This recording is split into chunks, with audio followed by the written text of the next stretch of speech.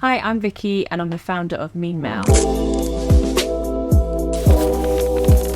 Meanmail is a sarcastic greeting card brand, and the cards say how you truly feel rather than what you think they should say. I went into like an oversaturated and declining market, which is the greeting card industry. And if you're going to go into a market like that, it is just making sure that you have your standout and your point of view that sets you apart and gives people the reason to support your company. I'm a big believer, like side projects keep the day project fresh. And Meanmail was the one I thought about for years, and I couldn't stop thinking about it. I was like, I need to make this one happen. Early on, a few months into my business, I noticed like a multi-million-pound stationery brand in America started doing their own version of Meanmail. I was shocked, but it made me realize, wow, if these guys are copying what I'm doing, then I'm definitely onto something. Actually, I'm working on a side project about how to deal with copycats because I've experienced it so much, and I've been in situations where I've managed to get apologies and compensations. There's a company in the UK, the founder was like, oh, I think I've copied you. And he's like, what do you think? I was so shocked, I just started crying. You've just got to remember that if people are copying you, they're one step behind.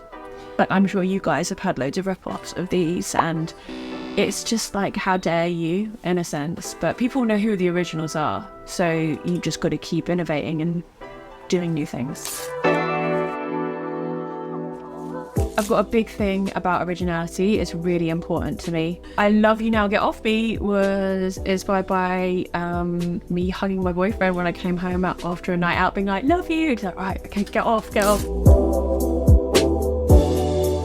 I think Meanmail cards work because they say how you truly feel rather than what you're supposed to say. So they make people laugh when they need a laugh. Some people have described the cards to me as being a bit like therapy, actually, which I'm honoured to be involved with that in a sense. I am both pro and against jumping on trends, I would say. I really like cards that capture the zeitgeist. I did a range of cards inspired by the Gwyneth Paltrow court case because it was kind of so ridiculous and so hilarious, and it felt like we were all in the grip of this ridiculous news story. In general, as long as you're doing really small production runs, I think it's great to be involved with. I'm way more for building a sustainable brand where you get real longevity out of things. So yeah, short runs on anything that's trend-led for sure. I set up the online store on Shopify, make sure all social channels were in exactly the same handle, so you're unified across everything. I would probably focus business on TikTok over Instagram. I would partner with Starling for banking and have it set up from day one, and I'd also apply for my trademark. Product photography is like your number one. Like, get that right.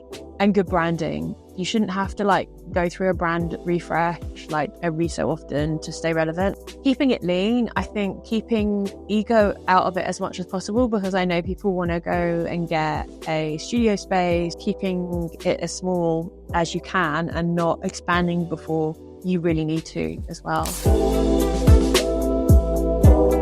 I think the biggest issue when you're an independent or small business is that when mistakes happen, you carry the weight on yourself like so much more. When bad things happen, put those to bed and then just continue on and just learn from those mistakes and not be too hard on yourself. A few years into my journey, I invested in Card Class, which are designed to, like a low tack sticker to keep the card and the envelope together. They ended up damaging my cards and I lost thousands of cards, and my mistake is I invested into 20,000 of these stickers, and I just wouldn't have invested if I'd known that they were going to be such a nightmare. But that was a really hard one to kind of work out. If you're going to set up a business, you've got to make it sustainable from the get-go and know your kind of cradle to grave lifetime process of your product. In terms of the greetings cards, like I'll write them, I'll survey customers to see what they like and see what gets more of a reaction. then I'll always print a much smaller print run now. So I'll start with 100 of a design and just see what the sell-through rate is on that and then expand. But I see so many small businesses on Instagram. They don't focus on the fact that customer is first. Like, you need to work out what they want. It's not about you, it's about them. That's why 2 of my favorite cards, well, 3 of my favorite cards, it's always about you. Just don't be yourself and nobody cares. It's going to be really hard, and harder than you ever imagined, to make sure you're mentally resilient for what's going to happen. It's like champagne and razor blades, because the highs are so much higher, but the lows are so much lower as well. I think one piece of advice I would say is to remember to enjoy it. At one stage, if good things happened, I'd write them down on a post-it note and I stick them on the back of the door. And anytime I was having a bit of an off day or a no day, I'd go read that. But I really think online banking has come a long way, and I'm a user of Starling and I think they're brilliant. I've used other business banks, but I think they're really great, female founded. I know they don't invest in bad things, so they get my vote for me in terms of usability.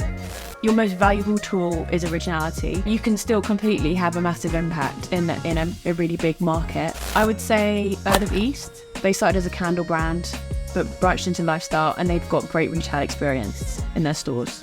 I'm going to say Painted Jacket. I think what they do is smart. No, you're going to fuck it up, but it's okay.